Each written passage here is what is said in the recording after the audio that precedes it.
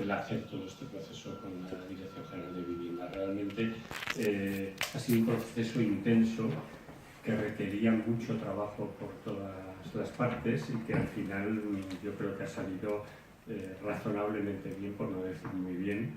Y hoy es cuando vamos a ver el resultado de todo el proceso. Sabéis que cuando se habla de gobierno abierto se habla de transparencia, de participación y de rendición de cuentas.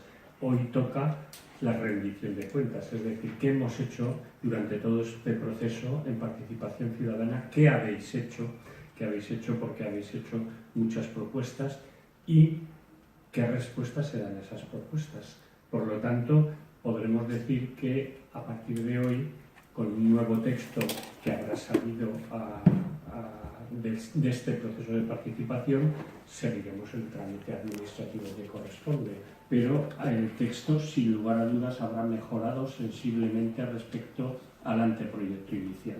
En ese sentido, sí que, como hay que dejar siempre muy claramente marcado el territorio, decir que este texto no es el definitivo que va a las Cortes.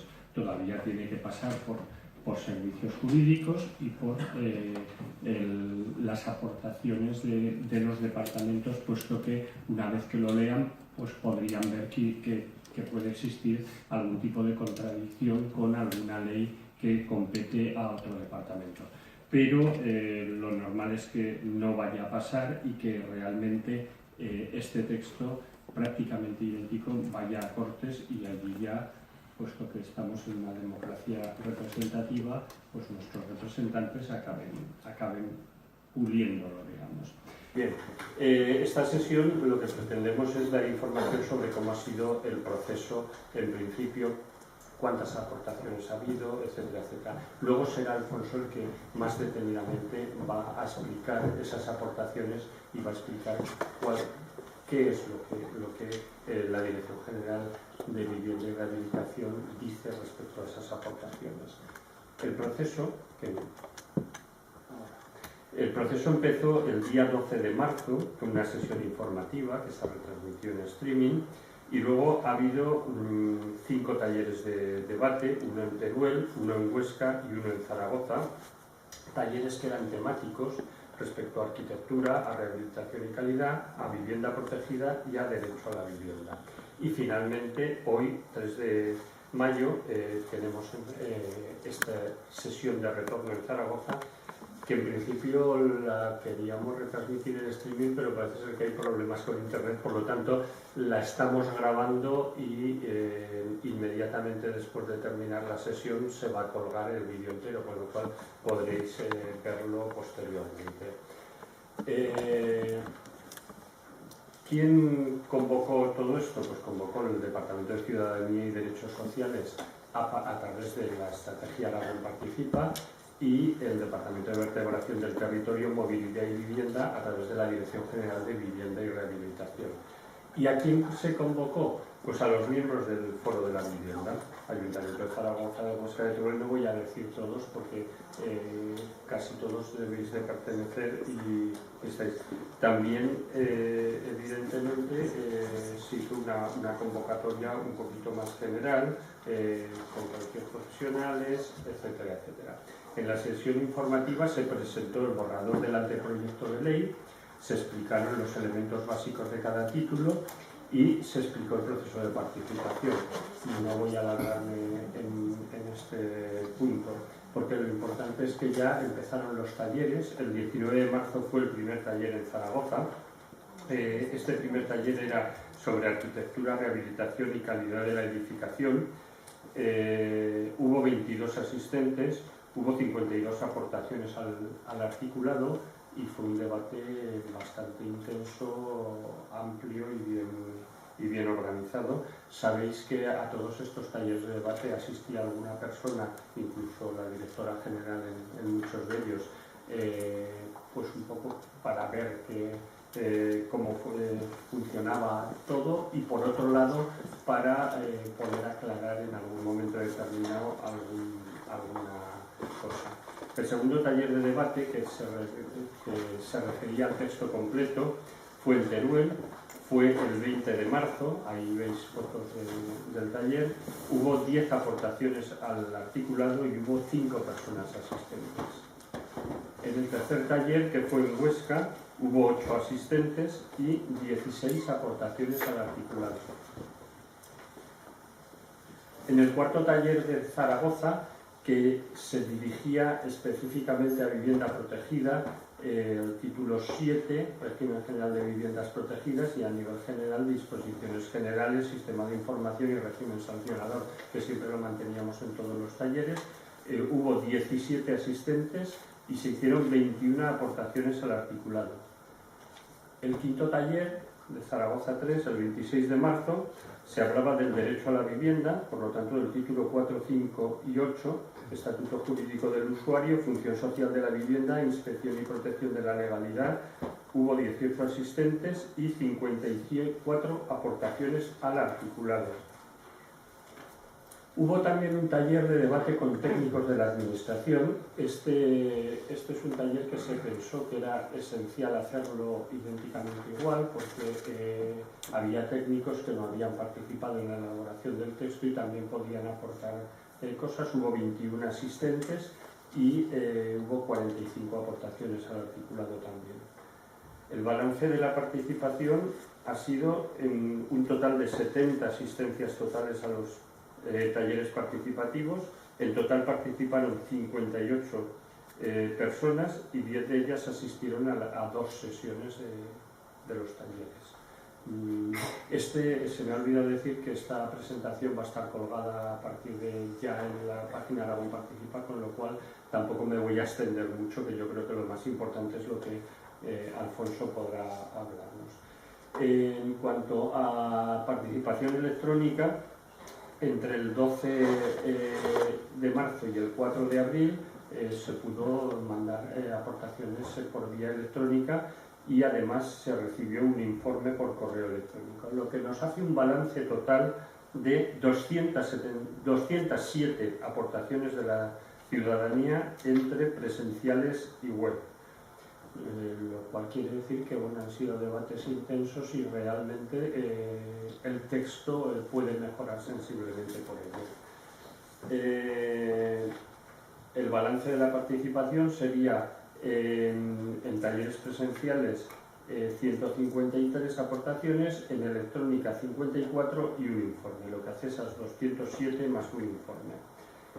En cuanto al balance de la participación, ahí veis, no voy a extenderme porque sería muy largo, según los títulos, las aportaciones. Lo que más ha sido para el título 5, el título 6, el título 4 y el título 7, lo cual es lo lógico porque son los más importantes en este sentido.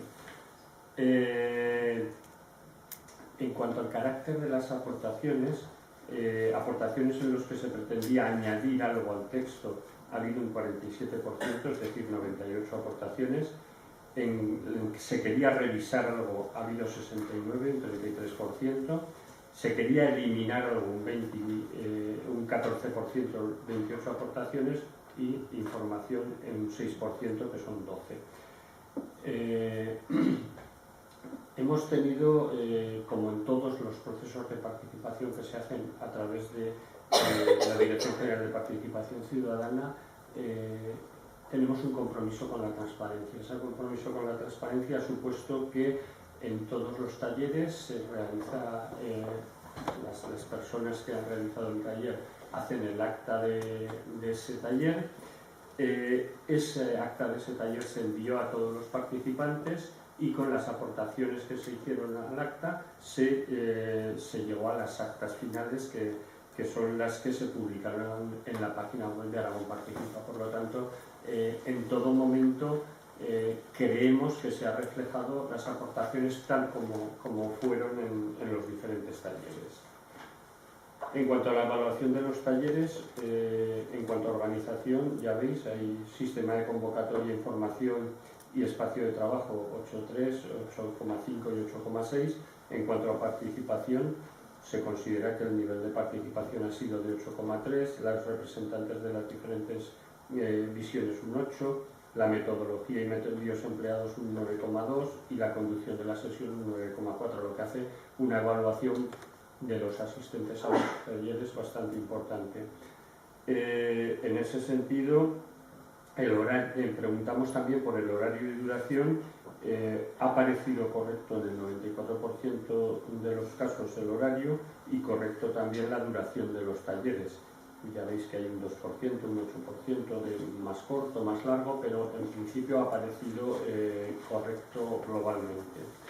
Aspectos que han motivado a participar, pues sobre todo la responsabilidad ciudadana, la posibilidad de incidencia en la toma de decisiones y la obligación del cargo o compromiso.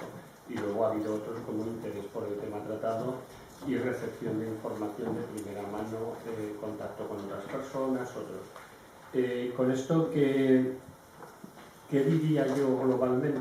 Diría que ha sido un proceso intenso, ha sido un proceso participado y bien participado por las personas que han asistido, ha sido un proceso que realmente ha mejorado sensiblemente el anteproyecto de ley y, por lo tanto, digamos que entre todos hemos cumplido con este compromiso de trazabilidad, en el sentido de que hemos hecho todo el proceso con todas las fases que correspondían, pero por otro lado de transparencia, puesto que hoy estamos aquí rendiendo cuentas.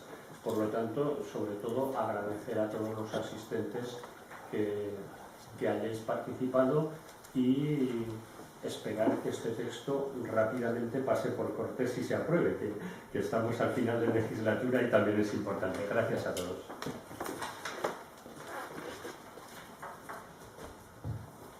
Pues Alfonso, si quieres, ahora es cuando realmente empieza la rendición de cuentas. Hasta ahora hemos estado en la parte amable de contar los números, de cuánta gente habéis participado, de cómo ha sido esa participación, que la verdad es que ha sido una participación muy dinámica y muy activa. Los que habéis estado en los talleres habéis podido ver cómo ha sido un diálogo continuo entre vosotros. La verdad es que yo que participé en todos los talleres, pero como invitada de cera.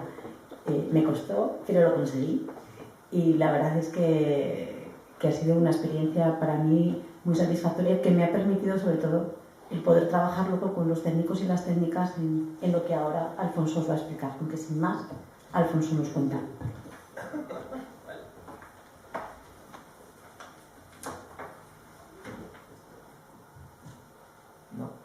Sí, ya. Hola, buenos días a todos. Bueno, pasamos ya a explicar, digamos, cuál ha sido el resultado del proceso participativo desde el punto de vista de la ley, es decir, del contenido de la ley. Entonces,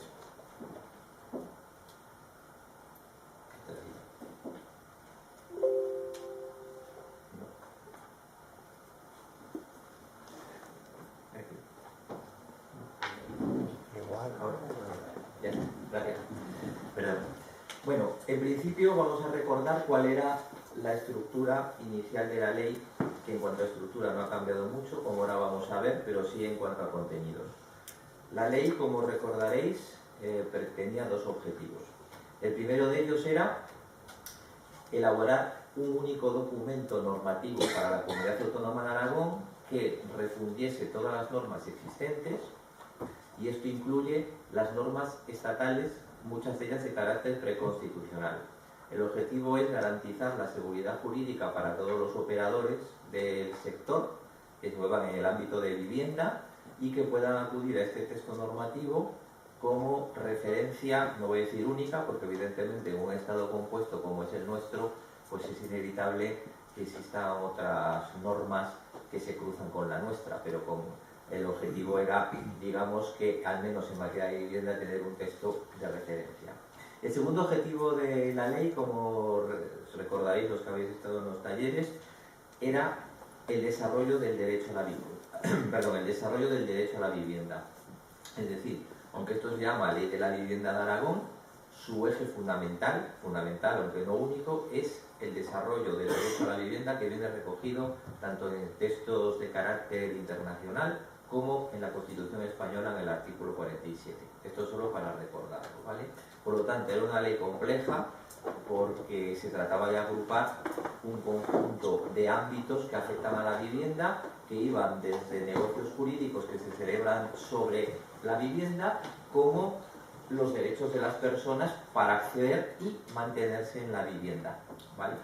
Entonces, originalmente constaba de 9 títulos, 183 artículos, 4 disposiciones adicionales, 11 transitorias, una derogatoria y 2 disposiciones finales. A lo largo de los talleres, ¿qué ha sucedido? Pues Eduardo ha explicado, digamos, la participación desde el punto de vista de cada taller, y ahora voy a explicar yo la participación desde el punto de vista de la ley. Ha habido 6 talleres de participación ciudadana, que son los 5 en que han participado ciudadanos externos, digamos, y el 6º fue con ciudadanos internos, entiéndase funcionarios que en principio no habían podido participar en los talleres de ciudadanos precisamente para no contaminar, digamos, la participación exterior, ¿de acuerdo? Entonces se decidió que los funcionarios no participaban en estos talleres, pero que podrían participar en uno independiente, que fue el 6º taller. Entonces, de estos 6 talleres, en estos 6 talleres ha habido 198 aportaciones o alegaciones. 198. Luego también, como sabéis, existían las aportaciones online, que se podían hacer a través de la página web de Aragón Participa. En este caso, el número de aportaciones a la ley, o alegaciones, propuestas, han sido 55. Y por último, aportaciones de departamentos. Esto lo explico. En el proceso de participación ciudadana, como he comentado, pues los que hacen sus aportaciones son los ciudadanos. Pero, desde el punto de vista de la tramitación de una ley, existe también la necesidad de que el resto de los departamentos opinen. ¿Por qué? Porque, como he dicho antes, existen competencias transversales que se pueden cruzar y es lógico que opinen. Entonces, a la vez que se estaban celebrando los talleres de participación, desde la Dirección General de Vivienda nosotros lanzamos el borrador también a todos los departamentos del Gobierno de Aragón y recogimos los resultados al mismo tiempo que se recogían los de los talleres. Es decir, iniciamos un proceso paralelo para que precisamente todos los sectores, digamos, pudieran opinar. Bueno, pues ha habido aportaciones de 9 departamentos, entiéndase por departamentos, el departamento en sí mismo considerado, por ejemplo, Hacienda y Administración Pública, o alguna dirección general de esos departamentos, ¿vale? Y de esas aportaciones, de esas 9, digamos, informes emitidos por los departamentos, emergen 24 alegaciones. Por lo tanto, 198 en los talleres de participación ciudadana, 55 en las aportaciones online y 24 alegaciones a través de informes de los distintos departamentos de la Diputación General de Aragón. El total de aportaciones recibidas es, por lo tanto, de 253. 253 aportaciones son muchas. Recordemos lo que acabo de decir. Había 183 artículos, luego ha habido más de una aportación por artículo, ¿vale? De estas, hemos cogido las 253 aportaciones y las hemos analizado. ¿Cómo las hemos analizado ya internamente en la Dirección General? Pues mediante sesiones de grupo, el equipo, digamos, redactor de la ley, lo que hacía era reunirnos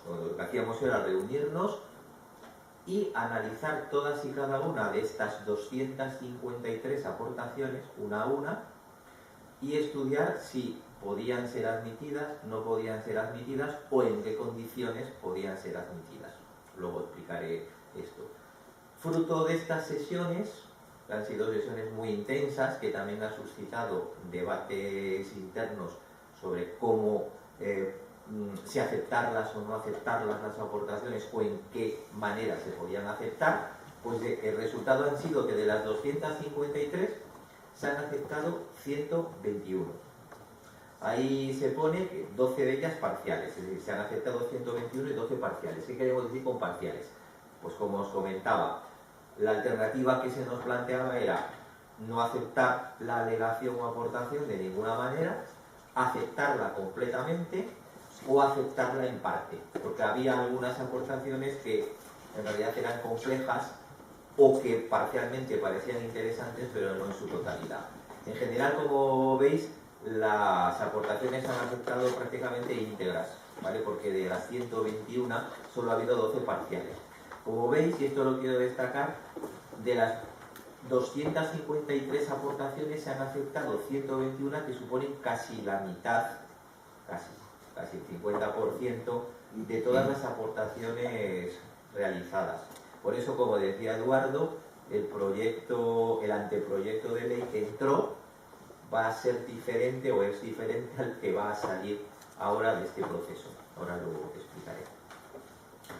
Esta es la comparativa sobre cómo era la estructura del proyecto que llegó a los talleres, al proceso de participación, y la estructura del proyecto tal y como en principio va a quedar después del proceso de participación. Como veis, la estructura no varía mucho. Siguen siendo 9 títulos, el número de artículos es similar, ahora explico qué quiere decir entre 185 y 188, y también el número de disposiciones varias es similar. Como veis, en la columna de la derecha, que es el proyecto resultante, pues se muestra que hay entre 185 y 188 artículos, entre 4 y 6 disposiciones adicionales y entre 11 y 14 disposiciones transitorias. Esto es así porque aunque hemos acabado el proceso de decidir cuántas alegaciones, de estudiar todas las alegaciones y cuántas se han aceptado, que esto ya está terminado, lo que estamos haciendo ahora es revisar la estructura formal de la ley. Esto quiere decir que tenemos algunas dudas todavía sobre si algunas de las aportaciones deben de ir en artículos independientes o incorporarlas en artículos ya existentes. Bueno, desdoblar artículos o no es una cuestión delicada para la comprensión del texto, ¿vale? Entonces, de ahí esta posible variación que puede haber entre 185 o 188 artículos, 4 o 6 disposiciones adicionales y 11 o 14 disposiciones transitorias. No se trata tanto del contenido, sino como de la estructura formal de la ley. En estos momentos nos encontramos ya en el proceso de... Hemos redactado, digamos, todas las alegaciones y estamos revisando desde el principio todo el texto legal. Es un texto legal muy largo, como todos sabéis, y creemos que a lo largo de la semana que viene, probablemente a finales de la semana que viene, lo habremos revisado formalmente todo para detectar posibles errores, que algunos ya hemos detectado, y precisar a lo mejor algunas redacciones que han quedado poco claras, porque a la hora de integrar las aportaciones sobre el texto ya existente, como la mayor parte de las aportaciones no eran redacciones definitivas, pues claro, hemos tenido que pensar en el fondo de la esencia de la aportación para poder traducirla luego en un texto coherente con lo que ya había, ¿vale? Entonces pensamos que para finales de la semana que viene se podrá colgar el anteproyecto en su versión resultante del proceso de participación en el portal de Aragón Participa, ¿vale? Para esos momentos yo creemos que se podrá ya colgar aquí. Ahí. Vale. Ahora voy a entrar ya en el contenido. Claro, como habéis visto, 253 aportaciones son muchas, no se pueden analizar una por una. Entonces hemos optado por destacar, digamos, cuáles han sido los debates más intensos dentro, no solo de los talleres, sino en función también de qué artículos, o más que artículos, qué temas han sido más interesantes para los ciudadanos también desde el punto de vista de las aportaciones online y qué temas han sido también más interesantes para los departamentos, porque efectivamente si se cruzan los 3 canales de participación, talleres presenciales, aportaciones online y departamentos, salen comunes denominadores que nos han permitido detectar qué temas eran los que más preocupaban en general, ¿vale?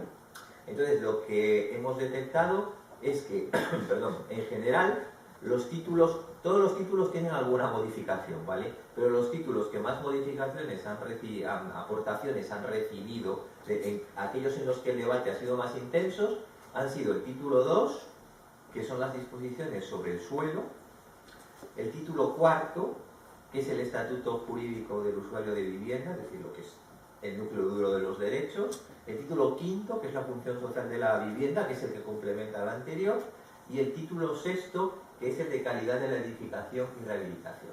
Estos son los 4 títulos que hemos detectado a través de los 3 canales de participación que más han preocupado desde el punto de vista tanto de los ciudadanos como de los funcionarios como de los otros departamentos que no son vivienda.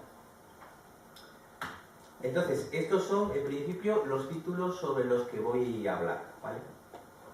El título 2, que es el relativo al suelo.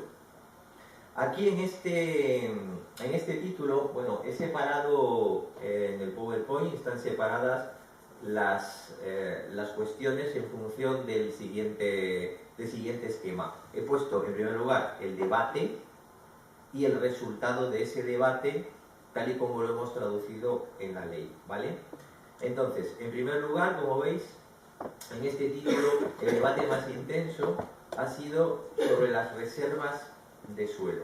Como sabéis, en la ley se recogían unos porcentajes de reservas de edificabilidad residencial para vivienda social o vivienda protegida, ¿de acuerdo? Esto ha sido el debate aquí ha sido bastante intenso porque ha habido tanto propuestas de suprimir las reservas como propuestas para absolutamente todo lo contrario, incrementarlas mucho. Claro, al final, también entre nosotros este ha sido un debate importante, un debate interno, porque era difícil encajar las aportaciones tan dispares, bueno, incompatibles entre sí.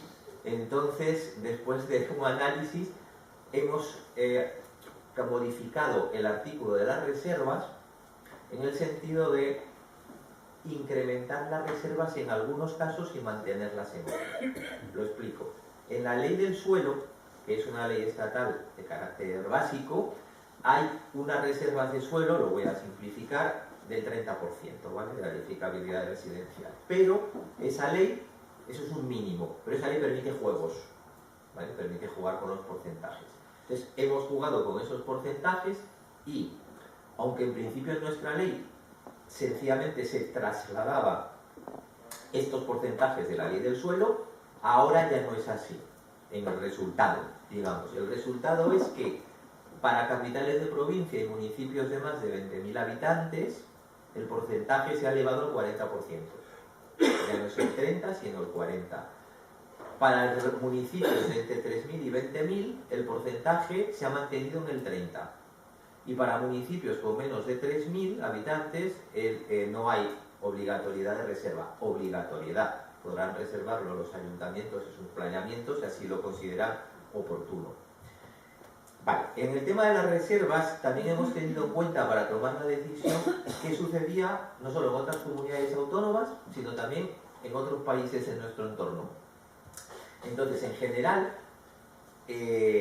las normativas tanto autonómicas como de otros países suelen hacer algún tipo de reserva.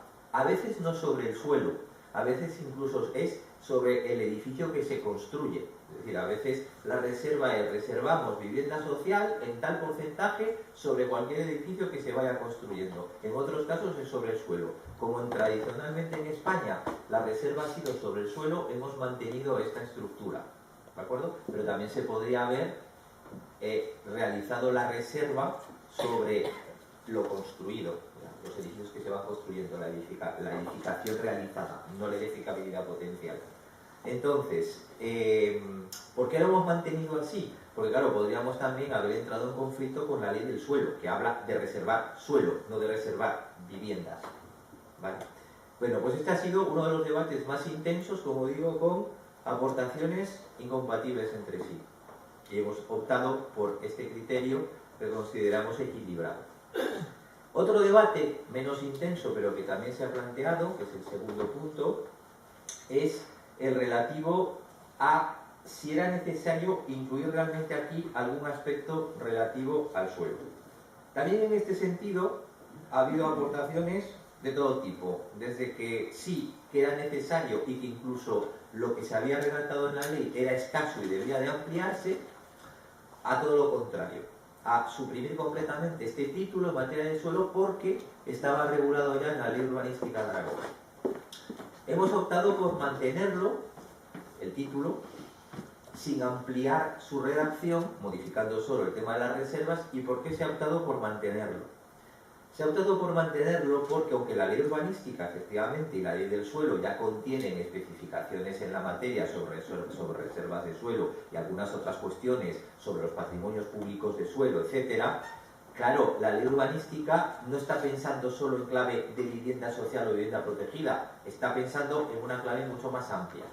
Entonces, pongo un ejemplo, nuestra ley establece que para las administraciones públicas que quieran vender, por ejemplo, patrimonio público de suelo con destino a vivienda, lo tendrán que hacer mediante concurso. La ley urbanística permite una gama más amplia de maneras de enajenar. Nosotros hemos decidido que tiene que ser el concurso en este caso. ¿Por qué? Porque no queremos que el tema de vivienda sirva, entre comillas, para financiarse. Es decir, no queremos que sea una fuente de financiación, sino que queremos que sea un derecho. Entonces, si se hace una subasta para vender el suelo, claro, se da al mejor postor. Claro, esto desequilibra por completo la posterior edificación. Por lo tanto, sí hemos considerado que debemos de mantener algunos parámetros en la ley de vivienda que mantengan la línea de toda la ley. Es decir, considerar la vivienda como un derecho, no como un objeto de mercado. Y por lo tanto el suelo que va aparejado a la vivienda tiene que seguir la misma línea. Por eso hemos decidido mantenerlo. Vale, esto en cuanto al título 2. El otro título, el título 3, os recuerdo, lo voy contando. El título primero eran disposiciones generales, planeamiento, que ha habido algunas cuestiones formales pero tampoco muy intensas. El título 2 es el que acabamos de comentar. El título 3 era sobre el sistema de información en materia de suelo, que no ha recibido muchas alegaciones, ha recibido alguna sobre cómo tendría que estar estructurado el observatorio y tal, pero no era, digamos, una cosa excesivamente sustantiva. Entonces, pasamos al título 4. El título 4 sí que era uno de los títulos intensos de la ley y, de hecho, el debate sobre este título pues ha sido muy intenso también, como el título requería. Uno de los puntos, y probablemente el que más ha generado controversia, ya no solo debate, ha sido el sistema de mediación. Recordaréis, os lo voy a explicar, ¿no?, que hemos establecido que cuando el derecho de la vivienda puede estar afectado, insisto, no la vivienda como objeto material, sino el derecho, que es más amplio. Que cuando el derecho a la vivienda puede estar afectado tanto en el acceso como en el mantenimiento, y no solo eso, sino en temas como, por ejemplo, el sobreendeudamiento, por eso hablo del derecho, que es más amplio que la vivienda como objeto. Bueno, pues establecimos ahí en la ley que hay un mecanismo de cómo solucionar los conflictos que se generan entre los distintos actores cuando ese derecho está afectado. La ley estableció un mecanismo de mediación y no de arbitraje. Bueno, o mejor dicho, el arbitraje era como colateral. Vale, pues aquí se ha discutido porque muchas de las propuestas han sido, algunas de las propuestas han sido con intensidad, además por todos los lados, por todos los puentes, las tres líneas que decía antes de participación, las online, los departamentos y los talleres presenciales, han sido convertir el procedimiento de mediación en un procedimiento voluntario. También ha habido propuestas que, por supuesto, han dicho que esto tendría que mantenerse e incluso intensificarse en algunos casos. Entonces, nosotros hemos mantenido el procedimiento de mediación como obligatorio, pero le hemos dado nueva redacción al capítulo entero de resolución extrajudicial de conflictos para dejarlo más claro todavía de lo que era. Entonces, ¿cuál ha sido el resultado? El resultado es que en el caso de vivienda habitual, no de segunda vivienda, la mediación va a ser obligatoria a través de cualquier sistema público o privado, salvo en el caso de que alguno de los actores afectados se encuentre en situación de vulnerabilidad, en cuyo caso la mediación deberá gestionarse directamente en un sistema público de mediación. Yo le explico. Explico el porqué de esto. La mediación, en principio, como bien pone ahí, es un sistema de resolución extrajudicial de conflictos. Hemos preferido la mediación al arbitraje por lo siguiente, porque lo que se pretende es que los actores en conflicto lleguen a un acuerdo, porque llegar a un acuerdo es mejor que haya una tercera persona que actúe casi como un juez, que es el arbitraje, que decida a qué parte le da la razón. Porque el acuerdo no se trata de tener razón o no, sino que se trata de llegar precisamente a una composición de las posturas, lo cual facilitará el cumplimiento posterior del acuerdo. El arbitraje no es así, el arbitraje es un juicio. Entonces, el mediador lo que tiene es la obligación precisamente de componer a las partes, que no es lo mismo que un árbitro, que sencillamente decide una vez escuchadas las partes. El mediador lo que pretende es que las partes concilien. Por eso hemos mantenido la mediación antes que el arbitraje. Por otro lado, en el sistema de mediación puede haber sistemas privados, es decir, se puede acudir a instituciones privadas que están habilitadas por la normativa estatal, por explicar esto, o se puede acudir a sistemas públicos de mediación. Algunos ya sabéis, porque esto se ha comentado, que ya hay sistemas públicos de mediación en marcha. Normalmente son de carácter convencional, es decir, a través de convenios. Con la ley lo que estamos es elevando el rango del sistema a un sistema legal que tendrá que ser desarrollado con mayor precisión. Todas las administraciones públicas podrán participar en el sistema público de mediación, es decir, no solo la Diputación General de Aragón, sino todos los municipios, ¿de acuerdo? Mediante el sistema que se desarrolla. Entonces, el sistema público de mediación estará abierto a todo el mundo, pero será obligatorio cuando, como he dicho, las personas se encuentren en situación de vulnerabilidad. ¿Por qué? Porque evidentemente no son lo mismo personas que no se encuentran en esa situación que algunas que están pasando por un determinado drama que conlleva que están en una situación de debilidad social o psicológica mayor que el resto. El sistema público de mediación en principio ofrecerá más garantías a estas personas, ¿vale? Esto no implica que el resto no puedan venir. Bien. Uno de los argumentos que se daban para que la mediación no fuera obligatoria es que la mediación tiene que ser siempre voluntaria. Pero esto no es así. En los talleres no se ha dicho porque no podíamos intervenir, pero en realidad la mediación sí puede ser obligatoria. ¿Por qué? Porque la ley que regula la mediación a nivel estatal es una ley de mediación en materia de conflictos civiles y mercantiles y excluye varios temas. Por ejemplo, la mediación en materia laboral está excluida de esta ley. ¿Por qué? Porque tiene una ley que lo regula, que son las leyes procesales en materia laboral. Entonces, muchos sabréis que cuando hay un conflicto laboral se acude al sistema de mediación laboral antes de pasar al sistema procesal propiamente dicho, ¿vale? Por ejemplo, en otros países de nuestro entorno también existen sistemas de mediación obligatoria antes de acudir a los tribunales. Bueno, pues uno de los temas o asuntos que excluye la ley de mediación en conflictos civiles y mercantiles son los conflictos en materia de consumo. Estos.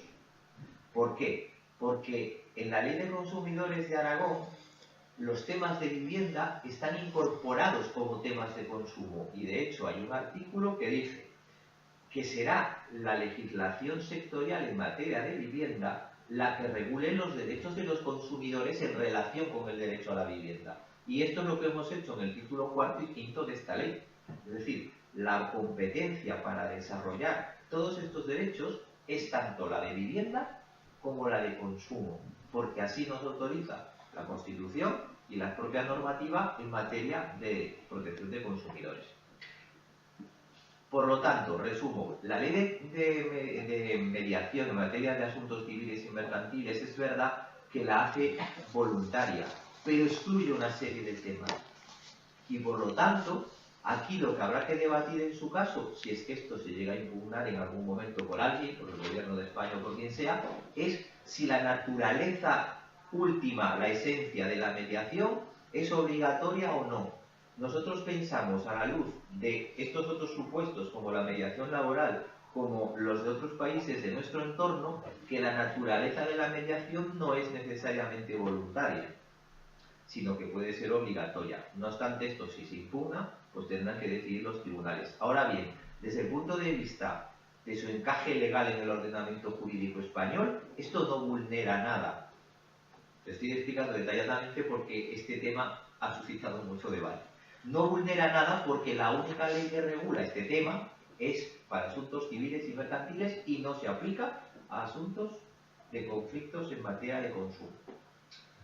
Esto, que es otro de los temas que se ha dicho, tampoco impide que la gente vaya a los tribunales. Sencillamente es un mecanismo de resolución extrajudicial. Se va a la mediación y si no hay acuerdo, lamentablemente, porque lo lógico y lo bueno es que haya acuerdo, si no hay acuerdo, cualquiera de los actores puede ir a un tribunal. Esto no lo impide. ¿De acuerdo? No lo impide. Por lo tanto, tampoco está afectado el derecho a la tutela judicial efectiva de la Constitución, como no lo está afectado en Francia, por ejemplo, en donde la mediación es obligatoria y luego la gente si quiere se va a los tribunales.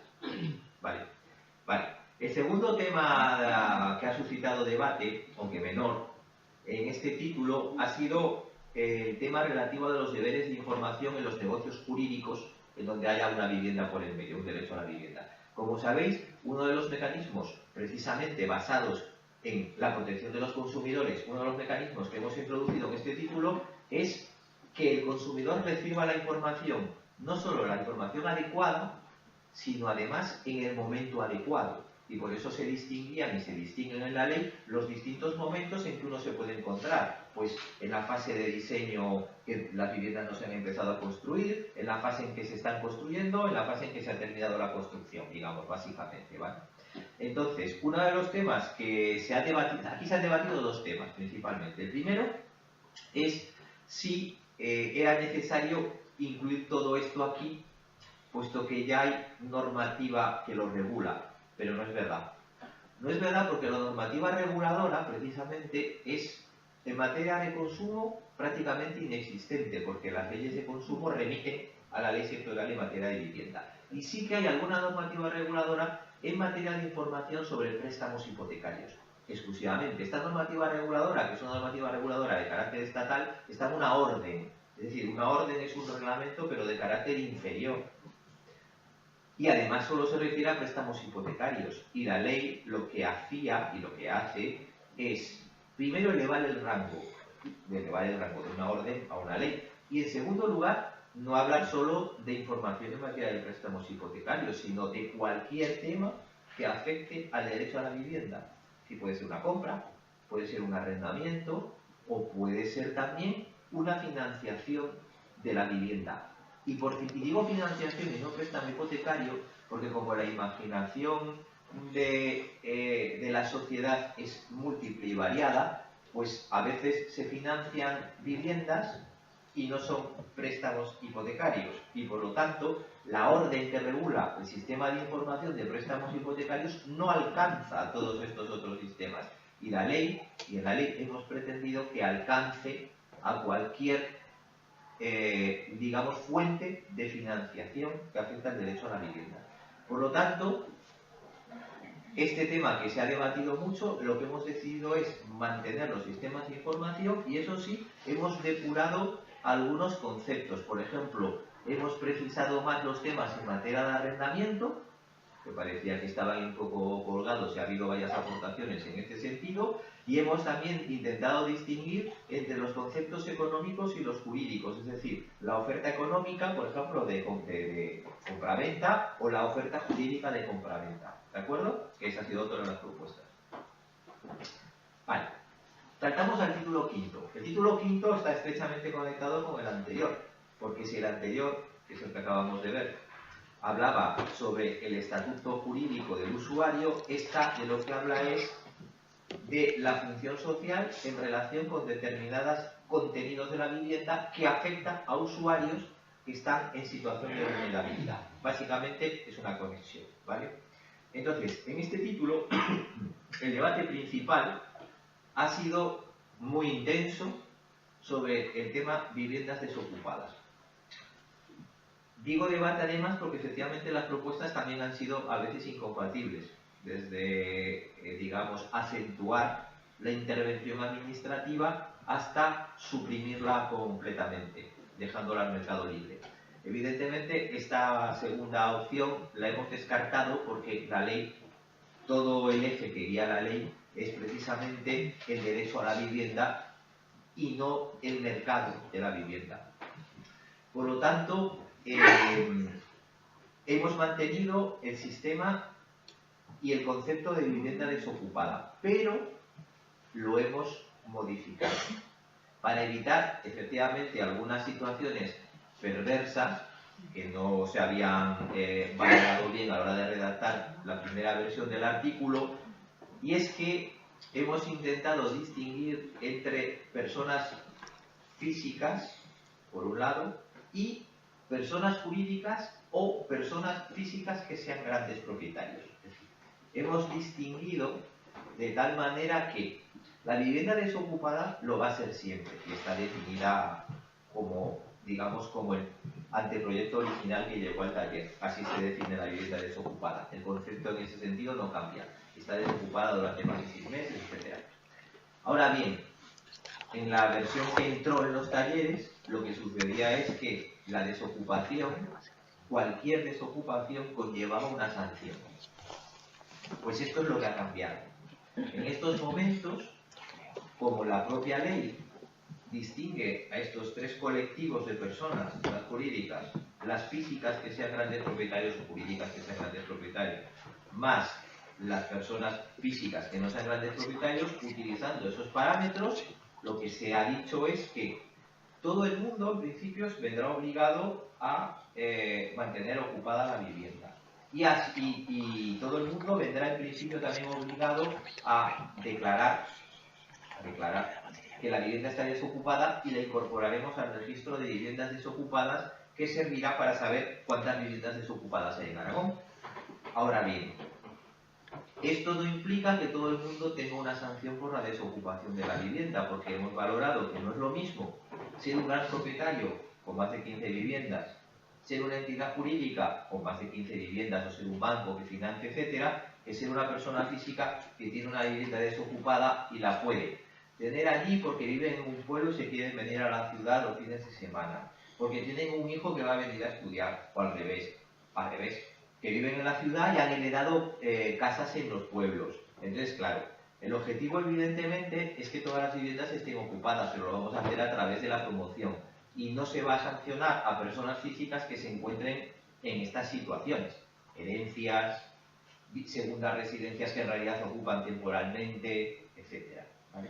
Con lo cual sí que ha cambiado el sistema, aunque no el concepto, de tal manera que el objetivo será siempre saber para la administración cuántas viviendas hay desocupadas y promover que se ocupen, pero la sanción solo irá a parar a aquellos que evidentemente viven del negocio de la vivienda. ¿De acuerdo? Porque esto es uno de los temas que ha salido en los talleres y lo hemos aceptado. Vale. Otro de los debates ha sido el número de viviendas para ser gran propietario.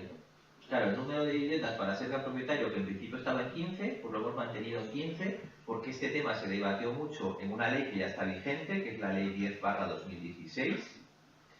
Se debatió intensamente y el acuerdo de las Cortes de Aragón fue que 15 era el parámetro para considerarse gran propietario. Evidentemente se pueden pensar otros. Ha habido todo tipo de propuestas. 5, 50, según lo que cada uno tiene en la carta. Con lo cual, parecía lo más lógico, puesto que esta ley va a ir a las Cortes y las Cortes ya habían alcanzado ese acuerdo, mantener el mismo número de viviendas, y si las Cortes deciden cambiarlo porque lleguen a otro acuerdo, pues allí se cambiará. Pero no tenía sentido hacer una propuesta que sabemos que ya fue objeto de debate en las Cortes y que este es el acuerdo al que se llegó en las Cortes de Aragón. Otro debate es la definición del alquiler social. Esto también lo han pedido distintas personas o distintos participantes, porque entendían que había que definir unos parámetros para el alquiler social. Ya sabéis que actualmente la ley lo que define es la vivienda social. Define la vivienda social como aquella vivienda que se destina a finalidades sociales. No hemos querido definir el alquiler social, es decir, esta sí que se ha rechazado, porque era prácticamente imposible de definir. Porque las propuestas para definir el alquiler social siempre venían enfocadas a través de la idea de que el alquiler social lo realizan las administraciones públicas, pero no tiene por qué ser así. Pueden participar también personas privadas. Entonces, definir a priori una política de alquiler social en una ley lo que haría sería congelar la flexibilidad de un gobierno.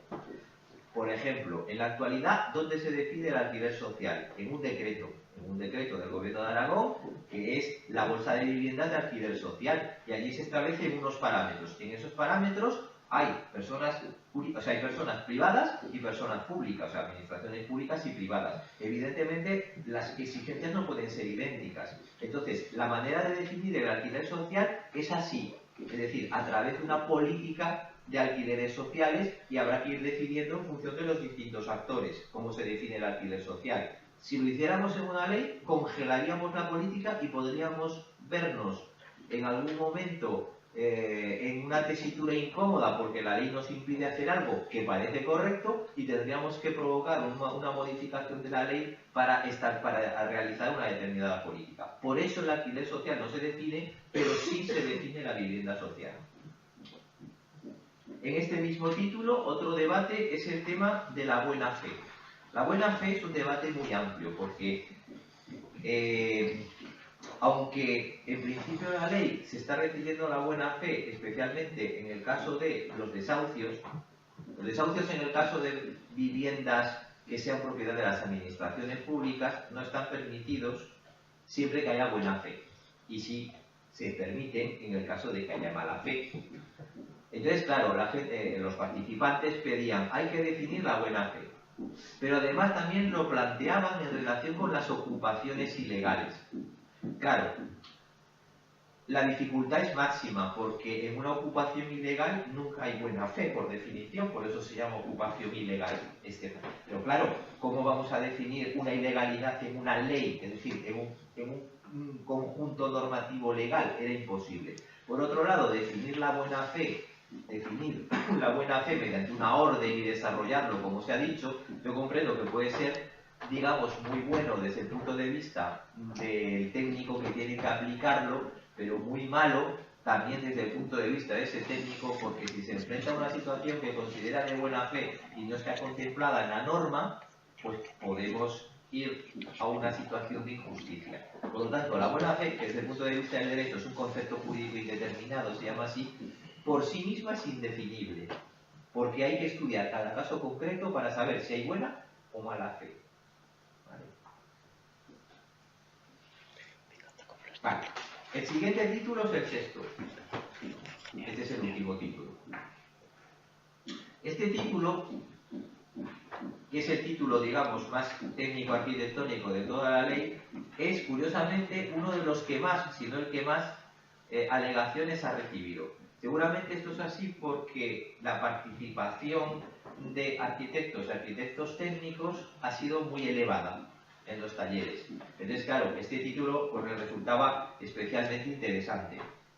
El título sexto de la ley es un título, digamos, con un contenido de intensidad con respecto al resto de la ley. Acabamos de ver dos títulos, que eran el 4 y el 5, con un intenso contenido normativo. El título sexto tiene un contenido normativo menos intenso y más descriptivo, es decir, más estratégico.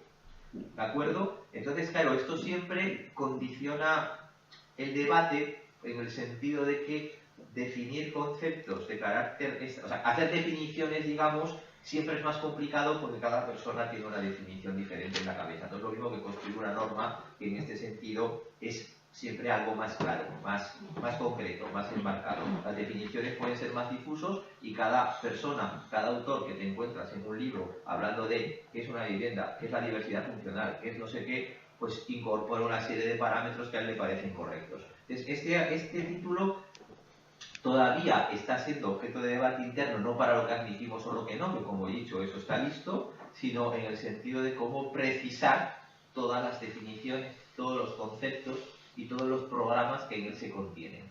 ¿De acuerdo? Pero sí que es verdad que ha sido un título, digamos, que es el que más nos está obligando, digamos, a redactar con mayor precisión. Entonces, este título se ha modificado, comparado con nosotros, se ha modificado bastante desde este punto de vista. Entonces, el primer debate que se ha planteado aquí es sobre qué es una vivienda digna y adecuada. Como sabéis, la ley utilizaba los parámetros de la ONU, de una serie de parámetros que utilizan Naciones Unidas para definir todos estos conceptos. También se ha debatido mucho si digna y adecuado es lo mismo, si no, como digo, las definiciones siempre son así, ¿vale? Sobre los conceptos, pues todo el mundo puede opinar y todo el mundo en general suele tener razón, como es una cuestión de opinión, no es lo mismo que una norma, ¿vale?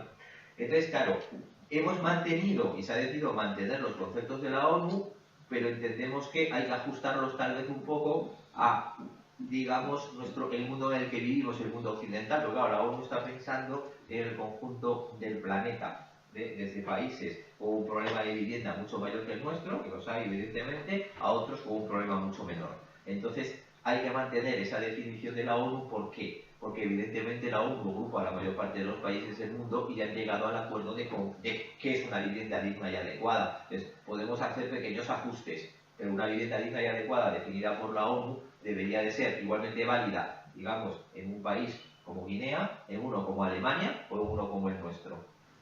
Otro de los debates ha sido sobre accesibilidad universal y diversidad funcional. Este ha sido intensísimo en general, o sea, todo lo relacionado con la accesibilidad y las personas en situación de discapacidad ha sido tremendo. ¿Por qué? Pues claro, las definiciones son multivariantes, se puede definir de muchas maneras. Siempre nos hemos intentado ajustar a lo que otras normas van diciendo y vienen diciendo, pero es que incluso esas normas son cambiantes porque, como sabéis, y si no lo sabéis os lo digo, incluso ahora se está tramitando una ley que afecta a los derechos de las personas, a las personas en situación de discapacidad, incluso ahí se están debatiendo estos temas. Entonces, la situación es complicada. Hemos intentado volver a redactar los artículos para intentar incorporar todas las aportaciones que ha habido. Seguramente no estarán todas y seguramente no estarán a gusto de todos, pero esto va a pasar, hagamos la redacción que hagamos, ¿de acuerdo? Otro, el debate sobre la habitabilidad, exactamente igual de intenso. Aquí he querido concentrarme y destacar las aportaciones que ha habido, las alegaciones sobre los posibles solapamientos con la licencia de primera ocupación. Como sabéis, la licencia de primera ocupación es una competencia de carácter municipal. Entonces, a veces, efectivamente, puede parecer que los conceptos son los mismos. Nos hemos planteado si podíamos refundir la habitabilidad con la licencia de primera ocupación. Pero es que desde el punto de vista legal no podemos. No podemos porque nosotros como comunidad autónoma podemos definir, porque si tenemos la competencia, lo que es la habitabilidad. La podemos definir, la podemos regular, podemos definir cuáles son los criterios que debe de reunir un inmueble para declararlo una vivienda o un edificio para declarar su habitabilidad. Pero lo que no podemos es meternos con la autonomía municipal. Y son los ayuntamientos los que sobre la ley urbanística, desarrollan las licencias de primera ocupación. Entonces, estamos procurando que el solapamiento no sea, digamos, impeditivo para cualquier tipo de tramitación. ¿Vale? Nuestro objetivo es la habitabilidad, tenemos que mantenerla, la comunidad autónoma no puede hacer dejación de sus funciones a la hora de definir la habitabilidad, pero no puede interceptar competencias municipales. Entonces, lo que estamos haciendo desde la ley es que ejercemos nuestra propia competencia, dejamos que el ayuntamiento ejerza la suya e integramos las dos para que los agentes que trabajan en este ámbito no se vean, digamos, perjudicados o no vean complicada la tramitación de las dos cosas. Otro debate es el tema de la evaluación de edificios, más que intenso. Yo creo que aquí todas las líneas de la ley han sido comentadas en este tema. Por ejemplo, si el informe de evaluación, el número de años que se necesita para hacer la revisión de la evaluación de un edificio. ¿Qué pasa con las evaluaciones iniciales de edificios? ¿Qué consecuencia tiene si una evaluación de edificio sale, digamos, entre comillas, negativa o parcialmente negativa? ¿Cómo se corrige? ¿Cómo se registran los informes de evaluación de edificios? Su compatibilidad, si tiene que estar integrado o no con el libro del edificio. Estoy comentando cosas que recuerdo, ¿vale? Bueno, pues todo esto estamos intentando que quede claro. quiénes son las personas competentes para hacer la evaluación de edificios, quiénes son las personas que tienen que pedirlo, de quién tiene el deber, etcétera, etcétera, ¿vale? Eficiencia energética. Aquí destaco, el tema de la eficiencia energética ha sido muy debatido, sobre todo en relación al cumplimiento de las directivas de la Unión Europea en la materia. Como sabéis, hay parte de las directivas que no están incorporadas a la legislación española. Entonces, ¿qué es lo que se ha hecho aquí? Adelantarnos. Entonces, lo que viene a decir nuestra legislación en sus disposiciones adicionales o transitorias, o no me acuerdo, correspondiente, es que mientras no legislen las Cortes Generales, nosotros incorporamos las directivas. Esto en principio creemos que se puede hacer porque cuando el Estado legisle, nuestra normativa, por eso está en disposición adicional, nuestra normativa queda desplazada por la que el Estado desarrolle a la hora de transponer las directivas, con lo cual lo hemos mantenido, o sea, hemos mantenido esas disposiciones. También se ha debatido sobre los deberes de conservación y rehabilitación intentando distinguir el uno del otro. Pues bien, los hemos separado, ¿vale? El resultado del debate es que se ha distinguido entre el deber de conservación y el de rehabilitación, que tiene consecuencias jurídicas diferentes. Otro tema que ha sido debatido ha sido el cumplimiento de las condiciones técnicas en caso de rehabilitación. Tema muy técnico en el que no voy a entrar porque seguramente me equivocaría, pero el tema ha consistido sencillamente en decir no es posible, se decía por parte de algunos, cumplir todas las condiciones que deben dar cuando se produce, cuando se realizan rehabilitaciones de edificios. Bueno, pues hemos intentado precisar todos los conceptos que tienen relación con la rehabilitación. Otro tema es sobre la planificación de la rehabilitación. Como sabéis, en la ley se estableció un artículo sobre el plan de rehabilitación, al igual que había un plan de vivienda. Pues bien, se ha cambiado el concepto de tal manera que no es ya un plan de lo que hablamos, sino una estrategia. La diferencia entre un plan y una estrategia es la siguiente, para que nos entendamos. La diferencia es que una estrategia es un conjunto de contenidos inspiradores y objetivos obligatorios. Es decir, se desarrolla una estrategia diciendo lo que queremos es esto, lo otro, más allá. Y esos son los principios inspiradores de la estrategia. Y la estrategia a continuación tiene unos objetivos. Esos objetivos son obligatorios, pero son solo los objetivos. Ahora, ¿cómo se cumplen los objetivos? A través de instrumentos normativos que obliguen y que desarrollen esos objetivos. Por ejemplo, si el objetivo es reducir las emisiones de CO2 de aquí al año 2000 tal, pues evidentemente se puede hacer de muchas maneras. El objetivo es ese y esa es la estrategia. Entonces, es el plan, digamos, el que puede desarrollar cómo cumplo yo con el objetivo de hacer la disminución correspondiente de emisiones de CO2. ¿Vale? Esa es la definición. Entonces hemos considerado que como ya existen además a nivel del Estado unas estrategias en materia de eficiencia energética, rehabilitación en materia de eficiencia energética, etcétera, y también en la Unión Europea, pues hemos incorporado el concepto para estar integrado en los tres niveles: estrategia europea, estrategia española, estrategia aragonesa, ¿de acuerdo? Otra cosa es que luego se deberá desarrollar a través de los instrumentos normativos adecuados que normalmente se llamarán planes, aunque tampoco se tiene por qué llamar así, pero normalmente se llamarán planes. Y por último, el tema de los conceptos. El tema de los conceptos lo hemos incluido aquí porque en este título sexto, porque es donde más ha surgido. Ya he dicho antes, ¿qué es diversidad funcional? ¿Cómo se define la edificabilidad residencial? ¿Qué es realmente una vivienda? ¿Qué es una vivienda digna y adecuada? ¿Qué es? Todo esto ha surgido básicamente aquí. En los otros títulos no ha habido tanto debate sobre lo que querían decir las cosas. Aquí sí, porque como he explicado al principio, este título, al contener mucha definición, pues permite mucho juego, porque evidentemente según las opciones doctrinales de cada uno, pues las inclinaciones van hacia un lado o hacia otro. Entonces, ¿qué es lo que se ha decidido? Se ha decidido introducir un glosario de definiciones, glosario que estamos trabajando todavía, porque como digo, definir cosas es muy complicado, sobre todo cuando las definiciones a veces pueden tener consecuencias jurídicas, algunas veces desagradables, como las sanciones, ¿vale? Entonces hay que definir las cosas con mucha precisión para no producir efectos indeseados. Es decir, en aras de dejar claro qué es una diversidad funcional, no puede provocarse luego un desarreglo que lleve a alguna sanción o algo así, ¿vale? Esta es la dificultad de un glosario. Vale, y termino ya. Ahí. Hasta aquí el contenido de la ley. Hay otros títulos que no he tratado.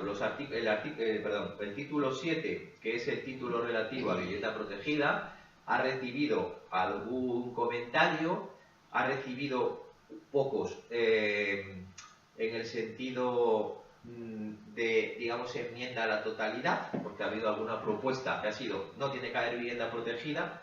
Se ha decidido mantener la vivienda protegida porque la vivienda protegida en España en principio es la vivienda social que hay, ¿vale? En otros, es una cuestión de terminología. Hay países, por ejemplo, Alemania emplea el concepto de vivienda protegida igual que nosotros, pero hay otros países que emplean el concepto de vivienda social. Vienen a ser conceptos equivalentes, porque lo importante no es cómo lo llames, sino, digamos, cuál es su perfil, a quién va destinado, lo que cuesta, si es de alquiler o no. Entonces lo podemos llamar como queramos. ¿De acuerdo? Como en España la denominación tradicional ha venido siendo vivienda protegida, hemos mantenido la denominación vivienda protegida.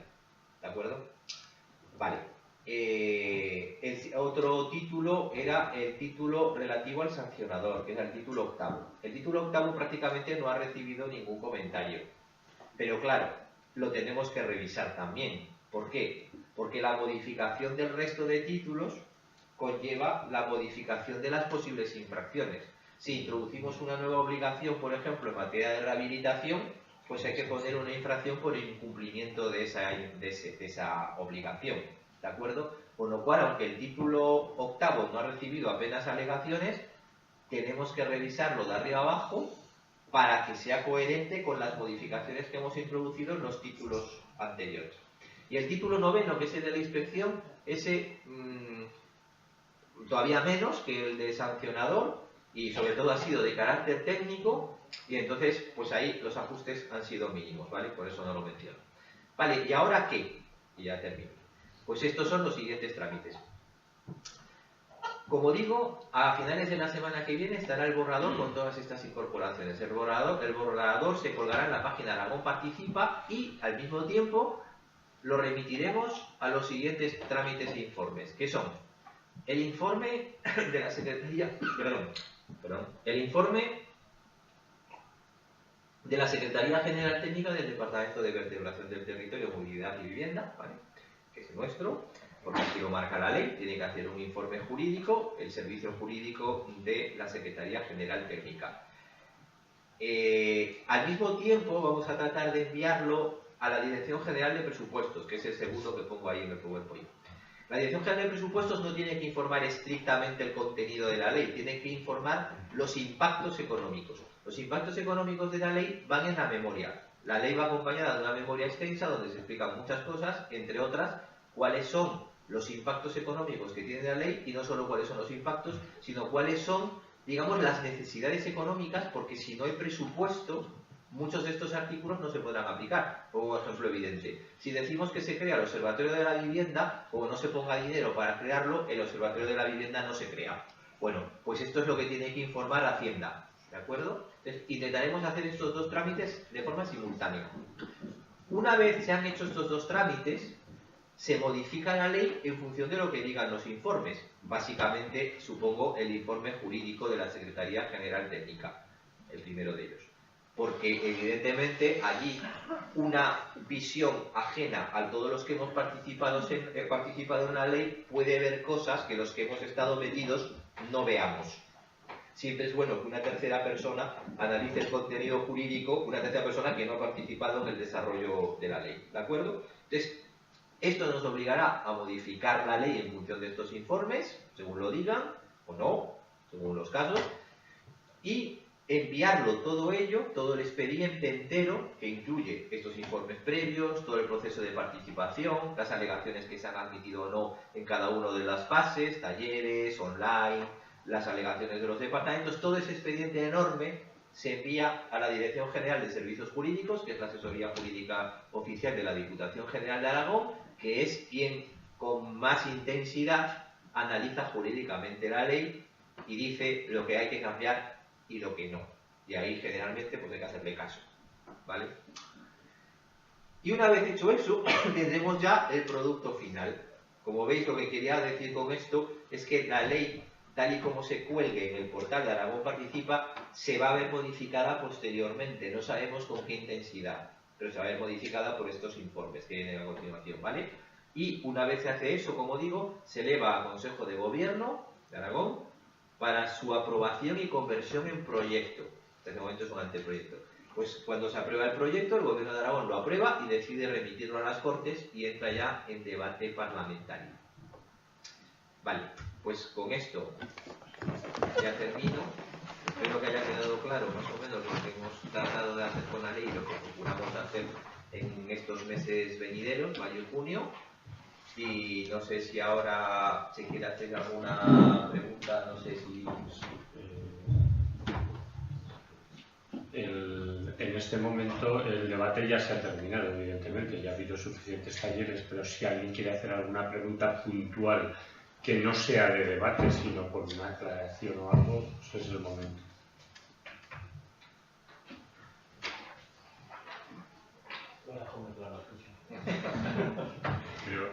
Creo que Alfonso lo ha explicado todo muy bien. Pues bueno, sí, yo quería hacer una pregunta.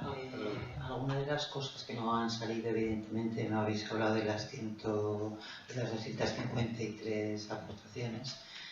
¿Están luego explicadas de alguna manera lo que se haya asumido o no se haya asumido? Sí. ¿En algún documento está luego explicado eso? Está todo colgado en el portal de Aragón Participa. O sea, con esto lo que se ha hecho, o sea, hoy hemos intentado hacer un pequeño resumen porque era totalmente imposible trasladar las 253 aportaciones, pero sí que hay trabajado, de hecho, una Excel que nos han preparado los compañeros que está colgada en la página web. Me imagino que la colgaremos, no sé si a partir de hoy, porque esto se encarga directamente del departamento, a partir de hoy ya queda colgada con todas las aportaciones y ahí está la relación de las que se aceptan, no se aceptan y la motivación que lleva a la aceptación. Está todo y el texto definitivo, que como ha dicho Alfonso todavía tardará un poquito más, se colgará también en Aragón Participa en cuanto esté. Pues por mi parte, nada más deciros que en esta última parte hasta hoy, claro, ha sido un trabajo profundo.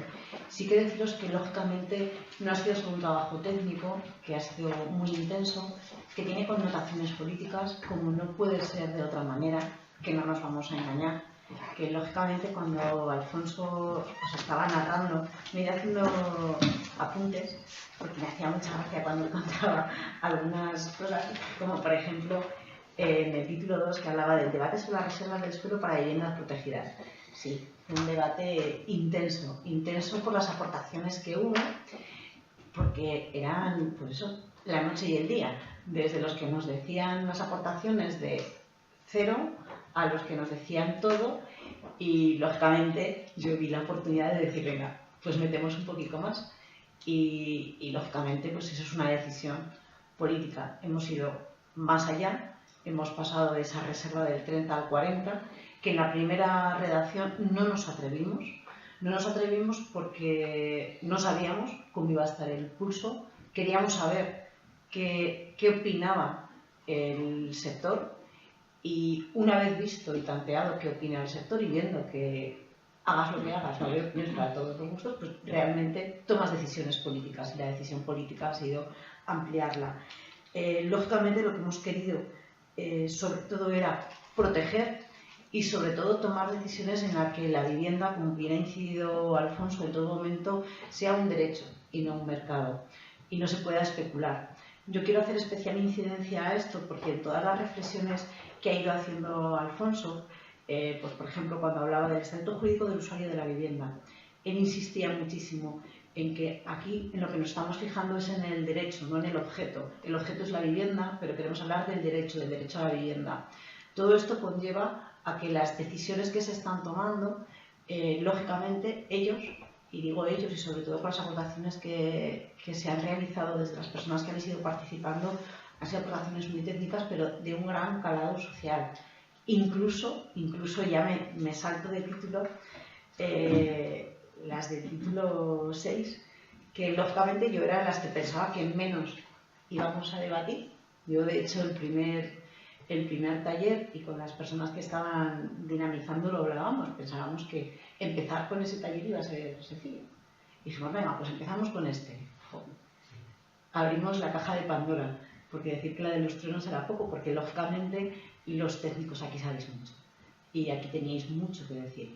Y realmente nos ha servido para una reflexión, para saber qué es lo que ha sido vivienda hasta hace 4 días, qué es lo que tiene que ser vivienda, qué es lo que ya ha sido vivienda en estos 3 años y sobre todo el debate técnico, porque sí que quisimos que fuese un debate técnico, ha tenido un calado social importantísimo. Y creo que ha sido un gran acierto el incluir la parte técnica, que aquí está Teresa, que fue la que más incidió en tenemos que hacer una ley en la que se hable de la calidad y tiene que ser dentro de una ley en la que se hable del derecho de la vivienda, pero tiene que tener, porque si no aseguramos que esa vivienda sea una vivienda de calidad y sea una vivienda digna, no estaremos asegurando a esas personas que van a residir en esa vivienda que sea una vivienda de calidad, igual que las viviendas que sean libres y que lo aseguremos, por lo cual yo creo que es importante que haya sido un acierto, que como bien decía Alfonso, nos ha traído y nos trae de cabeza, de hecho, este retraso, y por eso no te lo vamos a dar hoy, y vas a tener que esperar hasta la semana que viene, es muy complicado, es muy complicado. Entonces, realmente este texto jurídico y técnico, muy técnico, tiene un gran calado social, político, y que os lo tengo que agradecer porque desde luego sí, esta vez sí creo que se ha mejorado y mucho, y que nos habéis puesto a prueba, sobre todo a todos mis compañeros y compañeras, que hemos pasado unos días muy divertidos. Estas 253 aportaciones, sobre todo han sido, pues eso, de mucho trabajo, pero que nos han servido a todos nosotros y nosotras para replantearnos qué hemos estado haciendo y hacia dónde tiene que caminar la vivienda. Pues muchísimas gracias. Y nos veremos en las Cortes, ¿no? Con esto. Sí. Gracias a todos y a todas.